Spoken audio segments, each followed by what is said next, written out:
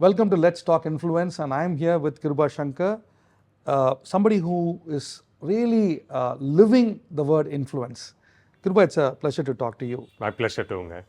In the last episode, you mentioned something very, very critical. And for viewers who have missed the last episode, please go back and this will resonate more. One of the words you used for influences, you used a word called authority. So what exactly is this authority? And for the viewer who's watching and saying, I want to be an influencer. I'm on social media, I'm on Instagram, but you know what? I'm not able to influence people. That's a struggle and pain, you know. Yeah. They're seeing a lot of followers, but then they don't seem to have followers. What's the take or the formula behind this word authority if you want to be an effective influencer? It's a good question. So authority has two angles or meanings that you can look at, right? The first meaning is authoritarian, அதாவது people who come with, who can wield power, The command, and you can push people to do things. That's not the authority I meant. The authority that's very influential is a person having an absolute command of that subject. A person who's really taken a lot of effort to learn that subject very well, to master a particular art, whether it could be a sport, it could be a skill, or it could be a position, somebody who's really done. Those are the people that you look up to. And the easiest way to look at, to understand this authority is look at ourselves. You know, we all use social media.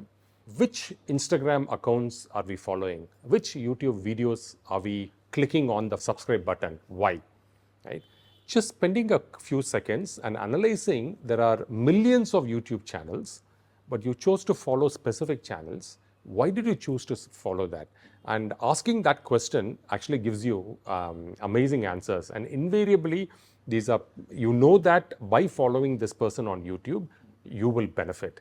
By following on this person on YouTube, you will get entertained. So I think having that authority is a brilliant way to increase our followership. Kiruba, as you mentioned about this, you know, I like what you said, you know, it's not a school principal's authority, you know. Correct. It's a different feel in authority. Just to give you another understanding, you know, look at the life of Jesus, you know. He comes in here and he didn't use his authority. He used a different kind of leadership, servant leadership. He was a leader, but he was also a servant. Correct. You know, just to the level at which he can come down and work. You know, I remember, you know, an amazing story where a prostitute comes to Jesus and they all want to stone her. So he asked a question to Jesus and said, you know what, the law says stone her. What do you say? And Jesus replies back brilliantly. He just says, let the man without any sin throw the first stone. Oh my goodness. Now that is also, you know, a tone of authority, but done in a very simple and acceptable way, you know. And then he looks at that lady who's involved in prostitution and said, you know, there's nobody who's thrown the stone. I also don't throw a stone. Don't sin anymore. Now, when I look at authority, that is also authority. What's your take on? So, am I right in saying authority is not that heaviness, but it's something which you value people and you comes with love? Am I right in saying that? You're absolutely right in saying that, Ashvin. And I love the word servant leadership. It makes people extremely likable as a person when you come down to their level, you understand their needs, and then you help them out. And invariably, those are the people that we want to follow and we want to be influenced by. Right. So it's absolutely correct. Yeah. So talking about authority frequency, there are many out there asking questions saying, I've been a long time on YouTube, long time on Facebook, but I don't seem to really, you know, attract people. Now, how does authority help, how do you help people who ask that question? So I want to answer this question by a very interesting experiment that I did. So before I tell you about the experiment, I want to go back and tell you a little bit of background story about me. In the year 2000, my vision for the next 10 years was to become an author. Oh. Right? So I said I want to author a book, and I want to become a published author. But for the next 10 years, every single year's New Year resolution had this goal, write a book, but it never got struck off. And I knew that I was failing for a long time. So what is the best way to overcome this failure? Is what I did was I started to interview best-selling authors, and I picked up about 150 people from India and around the world. I set them up for an interview, and I asked them, hey, you published 15 books, 30 books, 50 books, but at one point in time, you would also have been an amateur writing your very first book. So what advice would you give for somebody else on how to publish their book and how to become an authority in book publishing? And almost all of them said something which is really, really important for us to look at, which is the first one: your first book will always be a bad book.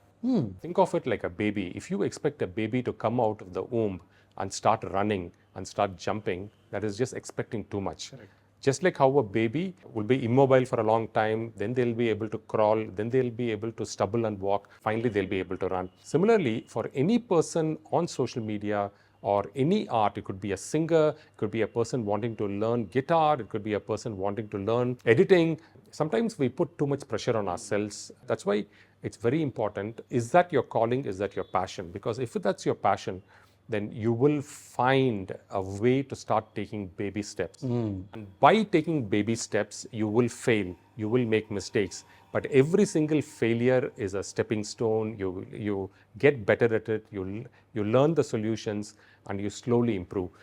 The second tip that most authors who I interviewed said, which is very useful for our audience who are watching, and they said, do not worry about your book sales. Oh, don't worry about your sales. Don't worry about your book sales. Don't worry about how many people, how many books are being distributed.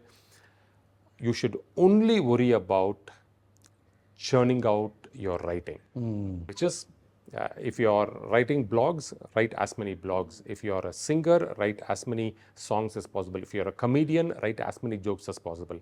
Don't worry if your joke is great or if it falls flat. Don't worry if the song is amazing or if it falls flat. You should get into the rhythm of doing it. And once you do, invariably, almost subconsciously, Ashwin, you will start getting better and better. That's a great tip. Yeah, and many of these authors that I interviewed, they said they only hit that inflection point from their fourth book or fifth book onwards, because they learned on what to do and what not to do. So to become an authority, to become an influencer, then the most important thing is doing and consistently hitting it out in what you do. So I think the key takeaway which I'm getting from what you're saying, Kiruba, is, as much as we are trying, don't give up. I think that's the message you're saying. You have a gift to write, you have a gift to be on social media, but don't give up. Keep make sure that it's of some value to others and start doing it. Don't just say, okay, I missed it, so should I do it again? So that's what you're saying. That's correct. And I think that's and many people make resolutions and it invariably they find it tough. And I think this authority comes from there saying, no, I will do it. It's okay if it doesn't sell. And that's a little, because people want their book to become a smashing hit the first time. And it may happen, it may not, but the fact that you're trying keeps you in the progressive mode. Correct. And also one very important point, sometimes what we do is we compare ourselves in the position that we are in. For example, because we are talking about authors and books, you're writing your first book. Now you're comparing yourself with somebody who's written their 40th book and was already sold multi-million copies of it. And then it's very unfair to compare. It's good to be influenced, but it's also very important for you to realize the position that you're in. It's good for you to have your vision on what you want to become, but be realistic about your own position, about your own ability. Right. And that's also very important. So being realistic is another great takeaway, Kiruba. When you spoke to these interview people, how did that change your life after that? Many of these people, when we told the story about how I've been a failure for 10 years in writing a book, but what I also did was, I was not asking their answers for me. I was asking that there could be many other Kirubas around the world. Correct. Who were wanting to write a book, but who could not succeed. So this is what I went and told them, could you be of help to many people? So that's also another powerful lesson. I think, can you be a collector of useful knowledge from many people and present it in a manner that is happening? So that's also another powerful way to influence others. Yeah, that's a great point, Kiruba. A key takeaway which I say is don't give up. And the authority, I think I'm glad you clarified the word authority, because the world looks at authority in a very different way.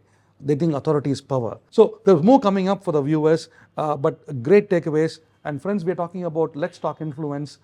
In the next episode, we're going to talk about another tip for you. So don't miss the next YouTube episode. Subscribe, and you're going to learn lots of exciting things about how you can be an influencer.